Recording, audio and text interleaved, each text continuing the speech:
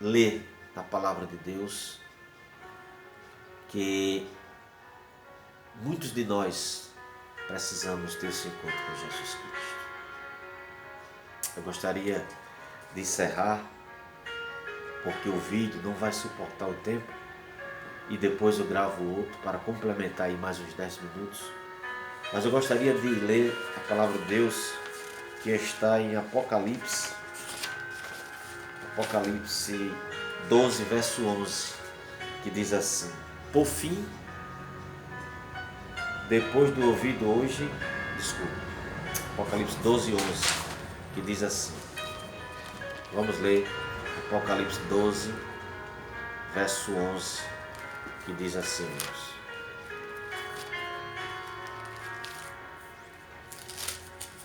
Apocalipse 12, verso 11, que diz assim: eles, pois, o venceram por causa do sangue do Cordeiro e por causa da palavra de testemunhos que deram, e mesmo em face da morte, não amaram a própria vida.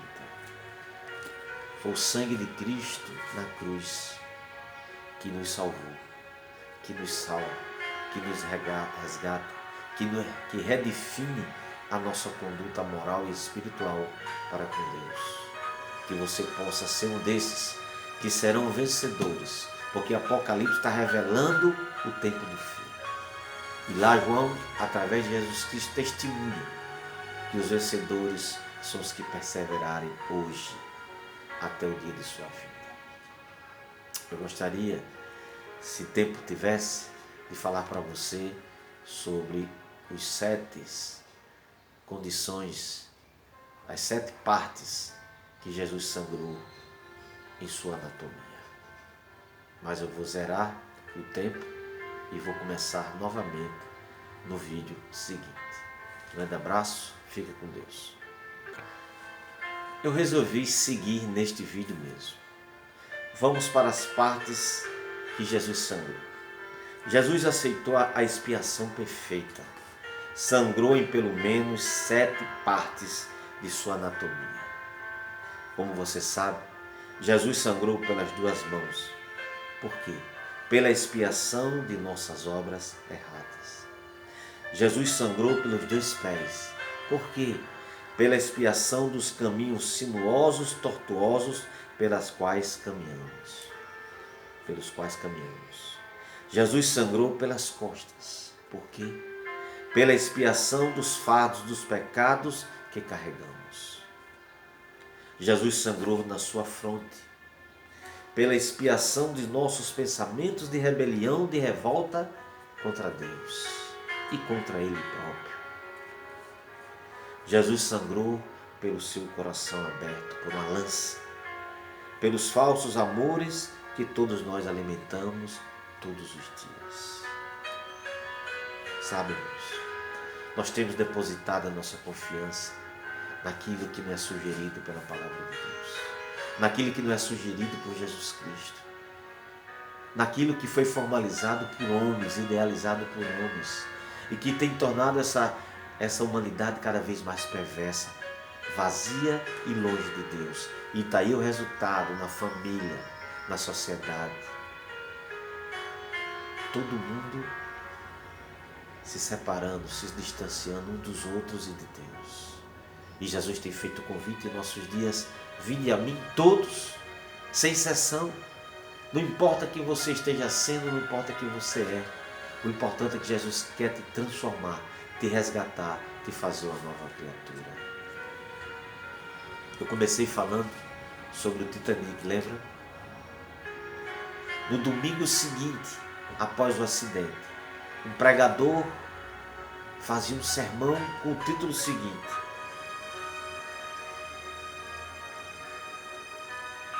o barco que nunca afunda. As pessoas estavam até fazendo um certo tipo de comentário: como um homem podia fazer um sermão desse logo após uma tragédia. Mas aquele homem dizia, queria passar às pessoas que se gloriam em coisas e em pessoas, que o único barco que é inafundável, que não afunda jamais, é o barco em que Jesus se encontra nele. Eu não sei quais são as suas causas, os seus dilemas, mas a palavra de Deus aqui diz que a mensagem da cruz, ela é a única forma de solução para a humanidade diante dos seus problemas, diante de sua dor, diante da sua angústia. Pessoas têm sido enriquecidas por bens materiais, mas andam pobres, adormecidas de espiritualidade. E quando perdem tudo que tinha de uma hora para outra, sai de cena, sai de órbita, não sabe para onde ir, para onde caminhar. Por quê?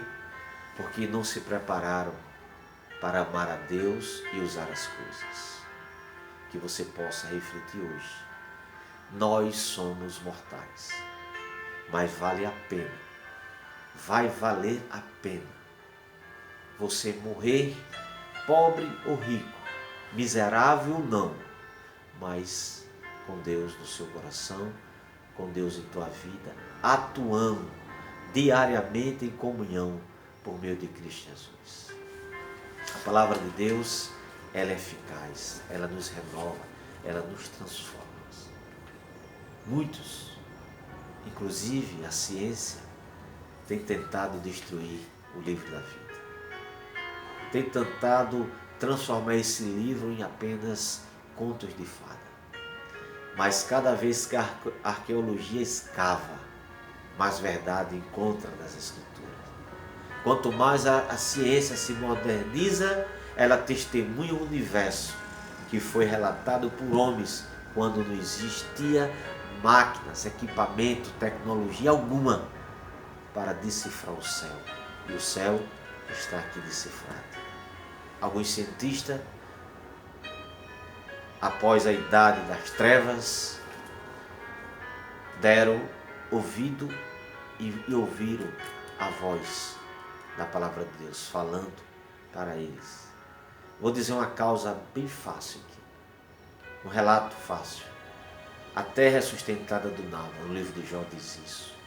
E que o vento tem peso, o que o homem inventou. O que o cientista que descobriu isso na Bíblia buscou estudar. Ele inventou o barômetro que tem hoje em toda a aeronave e toda a embarcação. Grande abraço, que Deus possa cuidar do teu coração. Que você possa olhar para a cruz e entender aquilo que foi dito aqui. Não para mudar a sua crença, não para mudar o que você crê, mas o que você acredita. Não estiver em conformidade com as Escrituras, ore a Deus. Peça a Deus que Ele possa iluminar você nos caminhos da verdade, nos caminhos que nos levam a seguir as pegadas de Jesus Cristo, porque tem um céu a ser alcançado. Jesus Cristo vai voltar a essa terra para dar um fim a toda raiz de maldade, perversidade e crueldade. Jesus vem buscar aqueles que têm sofrido em defesa do seu nome e dar a coroa da vida eterna aos que perseveraram até o dia de sua vida. Eu tenho lutado, eu tenho buscado essa comunhão todos os dias. Tenho orado por você, irmão. Tenho orado pela família, irmão.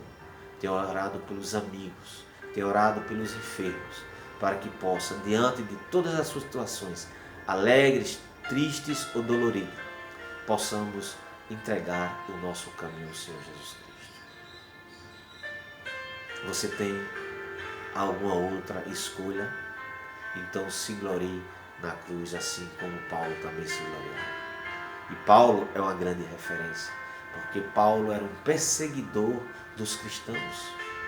Era um homem do exército romano, que perseguia, torturava, matava e odiava Jesus Cristo.